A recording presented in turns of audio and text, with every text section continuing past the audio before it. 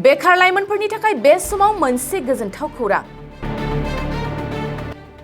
बे खेबाव बिटिआर सरकारनिफ्राय होनो थांगासिनो रोजा रोजा सरकारि साख्रि।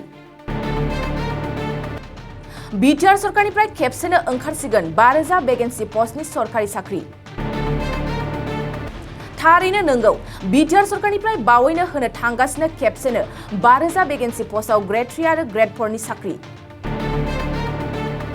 बावैनो बे रिक्रुटमेन्ट पस्टनि अफिसियेल नटिफिकेशन ओंखारसिगोन। अफिसियेल नटिफिकेशन ओंखारनाय लोगो लोगोनो बयबो आजावथाय बिजाथिफ्रा एप्लाइ खालामनो हागोन। बे बाथ्राखौ फोसावदों बिटिआरनि गाहाय मावफुं सोद्रोमा प्रमद बर' बिथाङा।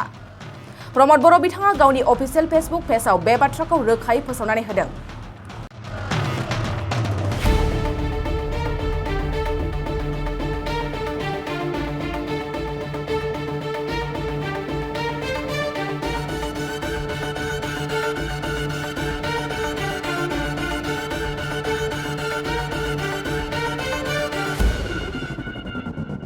नोंथाङा सानाय सुनाय बेरामनि जेंनायाव दं नामा?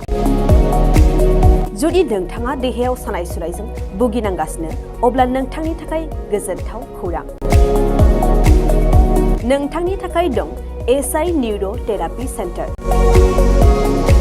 बे थेरापि सेन्टाराव नोंथाङा गोरलैयैनो सानाय सुनाय बेरामखौ फाहामथाय लानो हागोन। ট্ৰিটমেণ্ট পাইছোঁ, লগে লগে মোৰ মানে শৰীৰটো মানে একদম ফ্ৰী হৈ গৈছে। খোজ কঢ়াত খুব অসুবিধা আছিলে। ছাইডটো মোৰ একেবাৰে মানে বহুত বেয়া আছিলে, মানে খোজকাঢ়িব মানে ভালকৈ পৰা নাছিলোঁ। ইয়াত মোটামুটি 3 দিন আহিয়ে মই ভালকৈ খোজকাঢ়িব পৰা হৈছোঁ। सिं सानाय, आफादावरि सानाय, मोदोम जरा सानाय, आइजोफोरनि जेंना, खर' सानाय बायदि बायदि बेरामखौ बे सेन्टाराव फाहामनाय जायो। एसआइ निउर' थेरापि सेन्टारा चिरांनि बेंटल सापागुरियाव दं। बे सेन्टाराव थानानैबो फाहामथाय लानो हानायनि सुबिदा दं।